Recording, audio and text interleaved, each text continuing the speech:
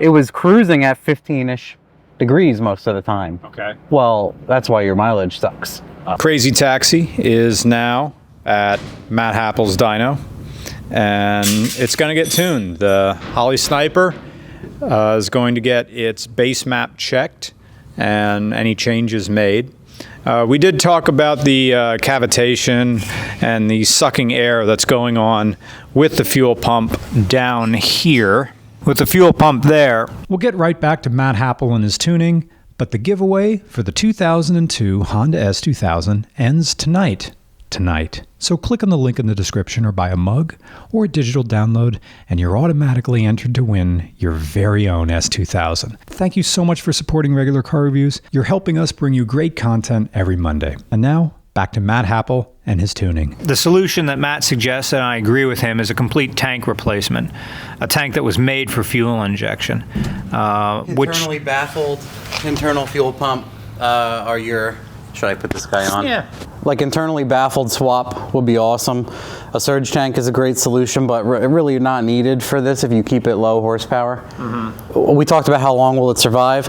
That's a trick question. I've had some cars, because some of my Fairmonts, before I learned a lot, we did like old school sumps on them, where you weld like the 45-degree sump on the ass end. So you have like a little tray, and then it feeds half-inch bungs. And then that's your feed for your pump and your return. And those are worst case because they're in the, like when you're braking, you're completely uncovering the pickups. But I had plenty of those cars. You know, I drove them around for a year with the completely running out of fuel under braking. Oh. I mean, the sump is here. Oh. It's on the ass end, and I could show you pictures, like a couple of my Fairmonts, you can see we welded like the factory sump style thing too, but then that's where I grew to dislike them, is you're like, it's like a boomer thing. They're like, yeah, sump, and you're like, this is not great at all. This is not good. This is not a good solution in any way. And they're like, no way, sump, man, you sumped it. And you're like, yeah, I ruined my tank. Nothing is better than like appropriate complete tank. Yeah. I mean, a fuel injected car has a fuel injected tank and has no fuel injection problems. Right. So. All right. So see what Holley can do. Like, they do make fuel injected tanks, but they're sort of a generic size. Yes. And I wonder if I would get ground clearance issues. That's the whole thing too, is you're almost better off, like I said, we talked to like my fab guy, and I did a Circle Track tank off eBay for like $100, like a 17-gallon square. Yeah. And then we modified it to have I called it a well and a pickup. Mm-hmm. He made a box and put holes in the top, and it would always, so fuel wants to go down into this well, yeah, like a 6x6 box, and the feed and return is in there. Okay. But yeah, you could do something very similar and put the pumps or a single pump in there, and then it's always, okay, you know what I mean? Yeah. That's what I was saying in your thing too, and you're like, we have to make a return. And I'm like, oh, on a couple of the cars, I put the return in the filler neck. Oh, okay. So you don't have to drill the tank. Yeah. You can just drill because then all you're messing up is the hose. Yeah. The filler tube or whatever. Yeah. But oh, the filler tube is part of the tank in this one. Oh, is it? Yeah, Ford. Either way, like, it's less of a risk because you're drilling a hole above fuel. Yeah, yeah. Yeah, that's technically the data port. It's a CAN port. Okay. So the dash plugs into it to exchange data, to display it, to load tunes, to whatever, to data log. And by plugging it into the computer, you're just taking all the data right to the application. Two different versions of Sniper, 1 and 2, and both of them don't want to, they're like, hey, firmware or whatever, mismatch. So I think it'll be easier just to grab the file off the card. So there was a Sniper. Those little screens come with an SD card in it. Yep. You just take it out and put it into the laptop. Yep. Yeah, that's what I grabbed here. And I'm going to try to import it into version 2 and see what it does. Otherwise, we just start fresh. It looks like it did. Okay. So is that the map there that Holley has been learning from? We'll take a look at that next. It should have saved that. But the issue was, whatever it shipped with and whatever was on this isn't compatible with either version of the software I had. But no big deal. I opened up 2.0 and I said, let's update. So it saved what was there, flashed the update, dumped it back in. So now we're up to date on all of our shots. We connected and we just pulled the tune off. And you can see this is the fuel table that was there, and then what you were asking about is called the learn table. So this is the amount of fuel trims it has learned based off of the base. So here you can see it's trimming almost 30% of fuel, and in the wide open range, I remember your friends were like, oh, the air fuel is getting better and better. It was, you always want to, and also the base tune is always going to want to be, you always want more fuel than not enough. So trimming a little bit is perfect. The perfect scenario would be to have a little bit too much fuel and have it trim it out. What's neat about the Holley software is you can take this table and you can hit transfer to base. And that's also like a funny thing. Like if you do that too often, you end up with a pretty dirty looking fuel map. What did you just do there? So on the learn table, there's a transfer to base. So it takes the percentage changes and it applies those percentage changes to this fuel table. But you can see that it also kind of mutilates it a little bit. So part of the... I feel silly for asking this question. No. But what do the different colors mean? It's a temperature map, so you know that there's large differences in the numbers when there's a large difference in colors. Okay. So it automatically, like if I went up here and I typed in like a stupid high number, it would change the color map. So you could easily see, so instead of looking at a sea of numbers, you can actually see there's an issue here because it's a color, it's a temperature map. Another way people use temperature maps is like wireless coverage. Okay. So you could set up APs or cell towers, and you can do a survey, you can drive around, and you can map the amount of signal you're getting in certain areas. So you have temperature here and here, but not here and here. Now that's fine if there's no real residence here and here, you know what I mean? You're getting a temperature map. So that all it is basically letting you know that there's a transition here and there's a hard lip. So what was happening is it's pulling roughly 15% out in the wide open range, and then down here it was pulling out like 30-ish%. So what'd you just do? I blanked out. No, but since we were removing, it had removed a bunch of fuel and it had left too much in other areas where it hasn't removed it. Okay. So I took an educated guess and removed, those amounts roughly from the other areas. Okay. Because what's going to happen then is you have like... Are you clicking on individual squares or are you just highlighting? What I was doing is like I was going in between, and you can use hotkeys, and one of them is smooth, so it'll smooth everything in between, and then fill, we'll do a fill, so it'll take the highs and the lows. So say if we type in, let me just save it quick, and then we'll butcher it, okay? Okay. And then we'll go back. We'll just save a new one, and we'll call it butcher. But so say the closed loop, so you can go in here and you can do all sorts of cool stuff, like you offset by, and you can multiply by 0.8. So what that'll do is it'll take 20% off of these numbers. So if I have roughly 20% too much fuel, I can do a number of things, but one of them is to just multiply the area by 0.8. A lot of tuners, like we talked about this on like podcasts and stuff, a lot of us do the decimal math. So another way to look at it quickly is, so say you have a 11.0 air fuel and you want a 12.0 wide open. Air fuel point is roughly 10% fuel change. Okay. So if you're an 11.0 and you want a 12.0, you can pull roughly 10% and you'll be much closer. But yeah, so see how I just knocked a hole out of here? Oh, okay. And see how the temperature map changes to let you know that you fucked the numbers in between? So what happens is so now we were here and this change, this whole area took a 20% change.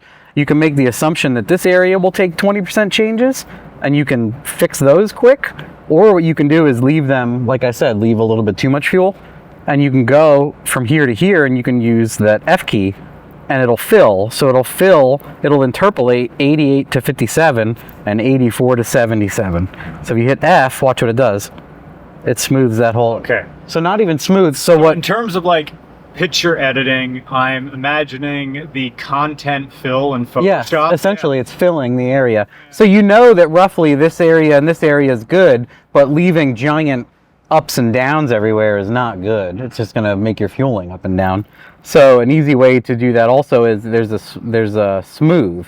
What F does is it takes absolutes. So if you accidentally have like 120 here and a 40 here, and you need your average to be 40, 50, 60, it'll be like everything's 90 now. You know what I mean? Like you just went double what you needed because Phil took it to extremes. What smooth does is it's more of an averaging. So you can hit that S key and see it's still left a rough edge. So smooth is one of those things where like you can hit it multiple times, but smooth averages the whole thing down. Yeah. So there's different ways to do it. But we're going to build a 3D spark table now. Yeah. So now this is where, so with simple, like your friend had to change. So you were at a low RPM and a high gear and you rolled into high load, but at a low RPM it can't use that much ignition, so it was pinging. But I mean that's how an old school distributor and stuff works too. That's just what you had, what you dealt with. But what's cool about electronic stuff and an entirely 3D spark table is we can change all that. Awesome. So yeah. And then we'll make dyno hits, and what we'll do is we'll increase the bottom and the top at the same time. And at some point we're going to run out of torque down low. It's going to stop making torque. Well, that means we've hit basically what's called MBT, mean brake timing. Does this have a knock sensor in it? This does not. There is another version called the Terminator Stealth, and it's a Holley Terminator that runs a fuel injection TPI unit. But now you have a fully fledged Terminator. You can do flex fuel, transmission control, drive by wire. And that does have knock sensors, and you could screw them in. I don't think the Sniper has provisions for it at all. So how do we just not get knocked? Yeah, we just tune around it. Yeah, essentially, what's going to happen is almost all engines they'll create peak torque before they knock. Okay. So hitting knock means you're way over on spark for that area. So like what I was saying, like we're going, if it was an LS, we would start at like 15 or 18 and then like 20, and then we might end up with 18 on the hit and 24 up top, where peak horsepower is, RPM wise, higher RPM, where this is going to take like 10, 15 degrees more simply because of the engine design. The inefficiency, it needs more spark as an inefficient cylinder heads and intake compared to like an LS. So what happens is you're leading the spark time more because you don't get as efficient as a burn. There are so many 90s in the fluid dynamics in this thing. And then the other cool thing to note about like a big three-dimensional spark table is, so it's not putting in decent amount of spark until like 2200. With this being like the long gear cruiser that it is, it was cruising at 15-ish degrees most of the time. Okay. Well, that's why your mileage sucks. If we put double or triple the amount of timing in your cruise cells, you'll double or triple your mileage. Really? Easily. Because you're probably getting 8. Yeah. It's probably not maybe it's not that hard. At least 10. It's not that hard to go to 16. Because frequently I'll do every now and then we'll get turbo LS cars that the person's like, I'm getting like 8 miles per gallon. And I'm like, drive around, hit the highway, go down a 40-mile-an-hour road, send me the log. And in their cruise cells, I'll try to get to like closest to 36-ish degrees. And they're like, I just doubled my mileage. Yeah, I went from 12 to... a lot of those guys will go from 8 to 16. Some of them, like a lot of my Fairmonts will get like 22 highway. Nice. Yeah, like dedicated highway. Yeah, consider easily 500 some horsepower turbo car.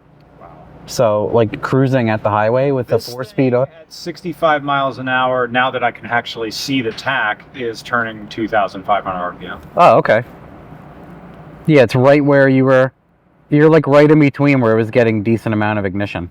But that's one thing we'll play with on here. We'll get as much in as we can down low, and then you'll notice a big difference. Best thing is the base thing is set up for like 8,000 RPM. Yeah. It's just this. We're never going. We're probably like. I doubt this makes power over 4. No, I think Redline is 5. Yeah. So I was gonna cut it down to like 6 and So what happens if we get more resolution then? A lot of vacuum? Oh no, it's just like a completely stock engine with a baby cam, pulls a lot of vacuum. Oh, okay. Yeah, it's just like, it's like 400 RPM and all the vacuum. It's funny, it's just, I'm totally not used to it.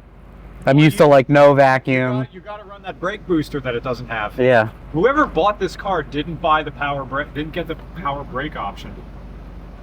So this, what you just put it into. It's in third, right? No. So this is first? Yeah, no, you put it, what you just did, when you put it into drive, but not green circle drive, this is the traction mode where it starts it in second gear. Oh, interesting. So this is like 2-2. Yeah. So if you put it in that. And this will eventually go into third. Yeah. Or 1-2-3. Yeah. And then low is just low. Yeah. Very interesting. Huh. So yeah, normally traction mode would just be 2. Like you put it into, anyway, yeah. Like if you put it in the first one, you'll pull out in second gear, because I don't know that it's going to help you in snow or something. I don't know. Yeah, so now we have way more resolution. You can see the little trace. And then this is where we are on the fuel table live. And then, yeah, the target air fuels, and then see it's pulling almost 20% here, minus 17. What's our RPM? 700. Okay. And then what's cool is, so remember, so right around this idle area, I talked about multiplying an offset. So it's off 17%. So we're going to take 10 out and watch what it does. The compensation amount's changing, so it has to fight less. But also, this target air fuel is, we should be idling at we could idle like a 14 or something. Oh, look, this is still set up as a simple table too. Here, we can idle like a 15 probably on this car. Really get your mileage going. The 15 everywhere, we'll change all your shit, screw it up. Yeah, and then a 12.5 wide open is good, and then we'll transition it roughly near high load. Yeah, so it's pulling 9%. 9% IAC? Fuel. Oh. 11. So it's a tiny bit into the idle air, but that's normal. Like once you're in gear, because it's fighting a little bit of the torque converter to idle. So that's good. Anything close to a single digit near idle. Like I think your friends had it in park very low, plenty low enough. We'll see then, but it idles really nice and low. So you said like sometimes when it's cold it doesn't want to fire. Yeah. We can work on that. And also a lot of times the Holley base tune isn't rich enough on cold starts, I would say. In my experience, a lot of times like when it's cold, Pennsylvania, when it's actually 30 degrees out, you need to throw some extra fuel at cold start. What's cool is we can do it remotely. I can send you files. You can put them on the card. You can load them from the stupid 3.5 and drive around and see if that's better. I can, before you leave, I can actually load like valet tunes where it has a low rev limiter and stuff. Yo. And people can't do dumb shit. Yeah. Yeah, all sorts of neat stuff. What do we have our rev limiter at? 5,000. So this is, it'll shift, it's probably already in third. Probably. It probably, these old cars, they shift third at like 30. Yeah. I noticed I noticed the 1.2 was like immediate. Yeah. And you can see we're right around like the 15 degree and 46 degree. So if we just get this area, you can hear even the motor like is happier. It starts to accelerate actually. So all I want to do is sneak in as much as I can without hearing like pinging. Yeah. Like if we start rolling into it in high gear and it pings, we want to fix that. But what's kind of nice also is when you roll into the pedal more and the load comes up, it'll move into other ignition table. Okay. So you make it, you know, you make all the parts good for where they are, and you don't have to worry about it. Oh, she's juicing now, 70 miles an hour. Yeah, I don't know how fast have you gone in this thing. I'm going. If you remember, the two-dimensional table had like 15 degrees everywhere in here. So essentially everywhere you drove, it was 15 degrees. And if we can make all those cells 30 something, you'll easily double your mileage. It's gonna go like 70 in first, even at 5,000. So we'll do a first gear dyno just for fun. Okay. Because we don't want to check a drive shaft today. No, yeah. So we'll play with, so you've already done 80. So second gear wouldn't be that bad, but we'll see 80 might want to go 100 and something. You know what I mean? So first gear might be where we dyno. But first gear is where we'll do the lightest amount of loads to try to not hurt anything.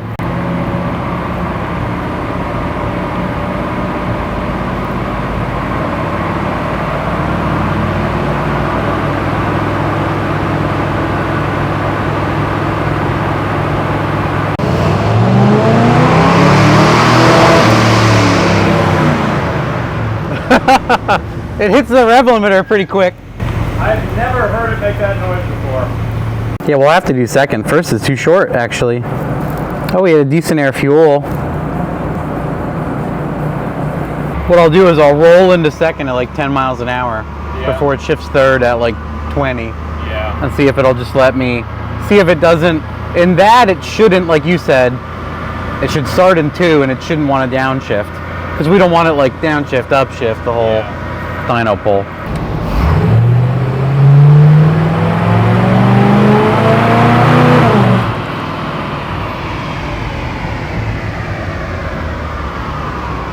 You see where it shifted? Yeah. It did make a little bit nicer plot, but it hits third so fast. Yeah. It's like, thud. Yeah. It's like the people who bought these cars, they were just cruising on the highway. It's like, oh, you want to accelerate? How's high gear? Yeah. Pretty hard to get a 0. You basically impossible. Dyno run to dyno run at probably 3% is you're going to see it every time, but it's already pretty flat. Look at the air fuel, like a 12.5 air fuel. A little bit of correction, almost none. What should my AFR be like cruising? 15.0. Yeah. I set it to target at 15.0 for cruise. Okay. And then it I had, remember before this, it was reading like 13 on the highway. yeah, what the 2D target air fuel table just leaves a lot to be desired. So that's one of those things where I expanded that, and then early on, that's where I'm like, oh, dude, we can idle like 15.0 everywhere, and yeah. At 3,000, it shifted. At 3,000 wide open, it shifted into high gear. Yeah. I mean, it doesn't. If we look at the nowhere near the red line. if we look at the dyno plot, it wasn't gonna like just make more power. It was pretty close to rolling over at 3 already. 40 horsepower. See, this is the spike from the shift. Yeah. Yeah, 147 it made right at 3,000 before it shifted, and that was the first gear hit. It was like, oh, 130 rev limiter. And this is second gear. It does like 70, 80, you know. Yeah. It does highway speed in second by the time it shifts third. And then boom, it's like immediately in third. Yeah. Oh, ethanol crazy turbo LS shit. Yeah. And Holley, you can beep boop, and that'll start and run and drive. Yeah. Like I did a 2500 recently, a couple years ago. I took an entire 2500, like an 06 2500, and I integrated a Terminator, but it had 480E, drive-by-wire, turbo, ethanol, everything, and I did a handheld tune. I was like, beep boop, and it started running and drove. Drive-by-wire, electronic overdrive, 4-speed trans, injected turbo, giant injectors. Yeah. It started and ran and drove. Nice. And then what's cool is once that happens, so if you had just driven around, Yeah. after a while you driving around, so that learn table populates. You can turn on the handheld, hit save tune. Yeah. It'll save what you've been driving on. So all of that learn data gets saved. You could send me that file. I can manipulate the file by looking at your, or just what I did here. I'm like, oh, there's a lot I would change. It's just ground level. Yeah. I could change all that, ship it back to you. You load it with the handheld. Just keep doing that loop. Yeah. Meanwhile, other stuff is just not that easy. Nice. Yeah, and what's cool is like anybody that has the Holley software can look at the file, can look at your logs, that's the whole. Yeah. It'd be cool to put like some crazy brushless fan on here for no reason. Yeah. It probably works totally fine with what's on it. I've had, now that I can see my temperature. Now you can see it. Numbers instead of like, it's somewhere. Arbitrary needle. I saw on a warm day, last warm day we had, I did see, stopped at a stoplight, 216 degrees. Okay. Not awful. It would be interesting to see it, because we could wire it for an E-fan at some point very easily. Yeah. Get one that fits it. Because tons of room there. Yeah, you could easily get fans that. So we could measure it at my house. I probably have 6 fans sitting at home. We could probably wire you a fan before the end of the day. Cutter shroud. Yeah, well, Tom. Shroud. Yeah, I mean, I know my fab guy lives like 3 miles from my house now, so. I like how they sort of try to give you a. Yeah, there's no shroud. It would have, and then also like these radiators are old and it could be filled with all sorts of schmutz. Yeah. So the cooling issue could be either or. But what's cool is once you have an electronic fan, you can put any size rad anywhere because you're not stuck to the drive. Yeah. Constraints. But yeah, it has electric. So you got it to not stall, and how did you do that? Well, it has authority over the ignition to help that. And what I did is I gave it more authority and told it can do it faster. Oh, okay. So when it wants to stall, instead of like just watching itself stall, it has the authority to swing the ignition to help speed the engine up, and also to move the idle air motor faster. The issue, you can do that, but if you do that incorrectly, it'll hunt like a maniac. You can cause a high-speed looping. So What's a high-speed loop? like whoa, like blower surge, like the thing never calms down, or it always wants to hang or dip, or it just has tons of oscillation. So making everything super high speed with air control, you can create a high-speed air loop. You know. So you changed. I had everything on fairly slow, and it just wasn't reacting in time. We're just getting picky, just for fun. Yeah. Yeah. So like I'm intentionally trying to whack the throttle to induce a stall, and I was getting it, and now I'm like, okay, cool, I can fix that now. Because what are we gonna? We're not gonna make 500 horsepower. No. We don't want to hurt it. No. We don't want to throw a drive shaft. No. We don't want to blow a tire. We don't want to wreck my nice new rebuilt automatic transmission. We're screwing around with like everything, any nuance that you would be upset with, and be like, oh, carburetor. Exactly. You can fix that here. Yeah. So we are. Yeah. So I'm just like creating issues to fix. Like my solution when it had the Ford 2800 carburetor in it, there was a Gorilla Tape around the linkage going to the booster pump. It was like, that's how I got Yeah, I'm sure you're like, oh, before I do this, I just have to 2-foot it, or before I do reverse on an uphill K-turn. That's how I got it into my garage, 2-footing it. Yeah, you just have to, so now you can sit and drive and just, like you can rock it on the gas pedal if you want. Awesome. The whole point of the Sniper is to have your cake and eat it too, so that's what's happening. Yeah, found the file. Sniper version 2 loading on the handheld. 80 S flash, and then it'll be like, now you can restart. Pretty neat, right? That's it. Super complicated. Yeah. And then we recycle it and it turns on. That's it, like nothing happened.